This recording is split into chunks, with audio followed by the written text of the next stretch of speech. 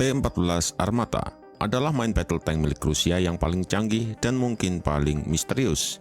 Ia digembar-gemborkan karena desainnya yang revolusioner. Namun, tank ini belum bergemuruh melintasi daratan Ukraina. Alasan T-14 belum dikerahkan di Ukraina bukan terletak pada potensinya, tetapi karena jumlahnya yang sedikit dan kesulitan Rusia untuk memproduksinya. Wakil Ketua Dewan Keamanan Rusia, Dmitry Medvedev, pada tanggal 22 Februari tahun 2024 kemarin, sempat mengungkapkan mengapa Angkatan Darat Rusia tidak menggunakan T-14 Armata di Ukraina. Menurutnya, Armata adalah tank baru yang belum sepenuhnya lulus semua uji coba. Ia juga menyebut jika Armata bukanlah tank yang murah. Menurut Medvedev, program T-14 lebih menggambarkan sebagai alat untuk pertunjukan daripada kendaraan dinas aktif yang layak. Parade adalah parade dan perang adalah perang. Ini adalah hal yang sangat berbeda. Pernyataannya dengan jelas menunjukkan jika T-14 Armata yang tampil mengesankan dalam parade mungkin belum tentu terbukti handal di medan perang.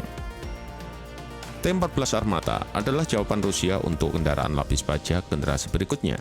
Ia membanggakan fitur-fitur yang dapat melampaui kemampuan tank barat seperti turret tak berawak yang sepenuhnya otomatis, peningkatan kemampuan bertahan awaknya, perlindungan canggih, dan teknologi sensor. Jangkauan tembakannya yang mengagumkan dari tank barat juga sempat menimbulkan kekhawatiran. T-14 adalah main battle tank dengan desain yang berbeda dari tank operasional yang ada. Perbedaan terbesar adalah pada turretnya, di mana tidak ada orang di dalamnya. Semua kru berada di lambung depan dalam kapsul yang terlindungi. Meriam dengan kaliber 125 mm-nya memungkinkan penggunaan amunisi yang jauh lebih kuat dan menembakkannya pada kecepatan yang lebih tinggi daripada meriam Rheinmetall 120 mm buatan Jerman yang digunakan oleh sebagian besar tank barat.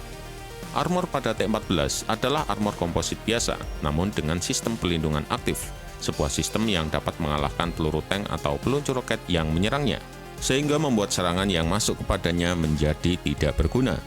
Perubahan besar lainnya dari desain tank konvensional Rusia adalah sistem penggerak pada T-14 yang memiliki kemampuan untuk kemudi netral.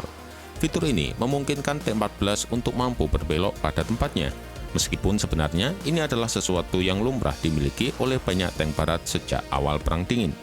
Tapi jelas, jika T-14 merupakan lompatan besar dalam pengembangan tank Rusia, terutama dibandingkan dengan desain tank NATO seperti M1 Abrams, Leopard 2, dan juga Challenger.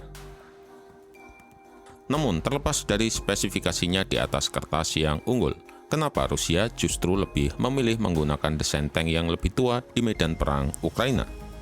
Dalam medan perang Ukraina, Rusia lebih percaya jika menggunakan keluarga T-90. Ia bahkan telah dipuji oleh Vladimir Putin dan personel militer Rusia atas keunggulannya dari tank barat. Keputusan Rusia untuk memprioritaskan T-90M bersama dengan rencana untuk memproduksi versi baru tank T-80 tentu memberikan masa depan yang tidak pasti dari penggunaan T-14 Armata. T-90 sendiri sejatinya adalah versi upgrade dari tank T-72. Ia diperkenalkan pada tahun 1973 sebagai alternatif yang terjangkau namun lebih efektif daripada T-64. Awalnya T-90 bernama T-72BU, namun pada tahun 1990, tank tersebut diganti namanya. Salah satu tujuan penggantian nama ini adalah untuk meningkatkan daya tariknya bagi pembeli internasional. Sementara T-90M adalah varian paling revolusioner dengan daya tembak, sensor, dan perlindungan lapis bajanya yang menempatkannya di liga yang berbeda dibandingkan dengan tank lain di gudang senjata Rusia. Pada tahun 2023, ada rencana untuk memproduksi main battle tank baru yang akan didasarkan pada T-80. Rencana produksi T-90 dan T-80 itu tentu saja membuat nasib proyek T-14 yang jauh lebih canggih menjadi dipertanyakan. Terlepas dari tidak diterjunkannya T-14 di Ukraina, kemajuan teknologi yang dimilikinya memang tidak dapat disangkal. Desain Armata membuat perubahan besar dalam desain tank yang menekankan pelindungan awak dengan menggunakan kapsul yang terpisah dari turretnya. Ini merupakan sebuah inovasi yang dapat mendefinisikan tentang standar kemampuan bertahan hidup yang baru. Memang di atas kertas, tank tersebut tampak sangat mengagumkan dengan sistem pertahanan aktif dan pasif yang canggih. Namun dalam parade 2015 ketika tank ini diperkenalkan, tampak terlihat jika ada kekurangan besar pada gearbox, mesin pendingin, dan lainnya.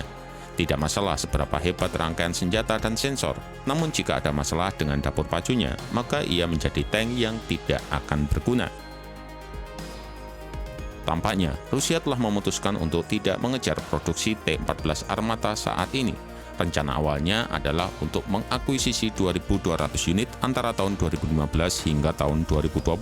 Tapi rencana tersebut telah dikurangi menjadi 100 unit saja dengan pengiriman dimulai pada tahun 2022.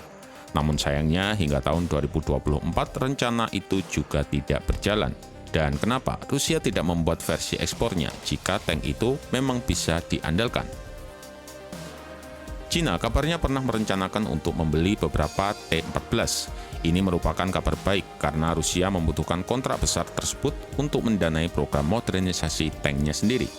Namun ketika China mendapatkan uji lapangan T-14 di Suriah, mereka pun memilih untuk mundur.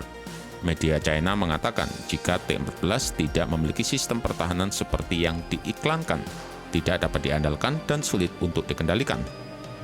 Perusahaan pertahanan China Norinco bahkan mengklaim jika Main Battle Tank VT4 mereka lebih unggul daripada Armata baik dalam hal keandalan mekanis, pengendalian tembakan, dan juga biaya per unit.